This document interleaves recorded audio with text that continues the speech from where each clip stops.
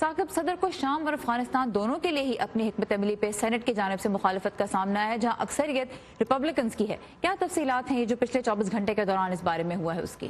بالکل سارا، یہ اختلاف کھل کر واضح ہوا ہے جب کل ہی صدر ٹرمپ نے کھل کر یہ بھی کہا ہے کہ وہ افغانستان سے تمام امریکی فوج کو واپس بلانا چاہتے ہیں۔ پہلے سنتے ہیں کہ صدر ٹرمپ نے کل صحافیوں سے بات کرتے ہوئے وائٹ ہاؤس میں کیا کہا۔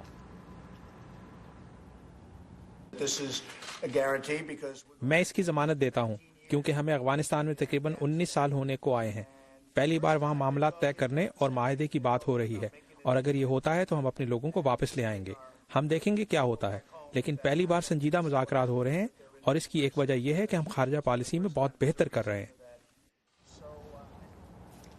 اور سارا، افغانستان کے علاوہ صدر ٹرمپ شام سے بھی امریکی فوج کے انخلاء کی بات کر چکے ہیں، جس پر کئی حلقوں کی طرف سے تحفظات کا اظہار کیا گیا ہے یہاں واشنگٹن میں، اور صدر ٹرمپ کی اپنی ریپبلکن پارٹی نے بھی اس پر کچھ متفق نظر نہیں آتی ہے صدر ٹرمپ کے اس بیانات سے۔ کل ہی امریکی سینٹ میں جہاں پر ریپبلکن پارٹی کی اکثریت ہے وہاں پر ایک ووٹنگ کی گئی جس میں اس قرارداد پر ترمیم کی بات کی گئی جس کے تحت شام اور افغانستان سے امریکی فوج کو واپس بلایا جائے گا۔ اس ووٹنگ میں 68 کے مقابلے میں محض 23 ووٹ اس کی مخالفت میں پڑے، اور اس ترمیم کے تحت یہ بات کی گئی ہے، اور یہ ترمیم جو ہے ریپبلکن پارٹی کے رہنما مچ میکونل نے پیش کی تھی کہ افغانستان اور شام سے فوج کے انخلاء کے بارے میں صدر ٹرمپ کے جو اختیارات ہیں ان کو محدود کیا جائے۔ اور مچ میکونل نے اس حوالے سے سوشل میڈیا پر بھی یہ بات کی کہ افغانستان اور سیریا میں شام میں جو امریکی فوج کا مشن ہے وہ بہت اہم ہے تاکہ القاعدہ اور جو داعش ہے اس کی سرگرمیوں کو محدود کیا جائے، اور وہاں پر مشن کی مکمل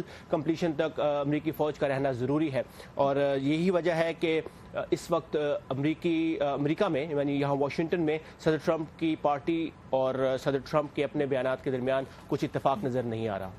بہت قابل غور بات یہی ہے کہ سینٹ میں جو میجورٹی لیڈر ہیں اس وقت مچ میکونل، جن کا تعلق ہی ریپبلکن پارٹی سے، صدر ٹرمپ کے ایک طرح سے لیجسلیشن کے اعتبار سے رائٹ ہینڈ مین ہیں، انہوں نے ہی یہ ترمیم انٹروڈیوس کروائی۔ ثاقب الاسلام ہمارے ساتھ تھے کیپٹل ہل سے۔ Thank you Saqib. شکریہ۔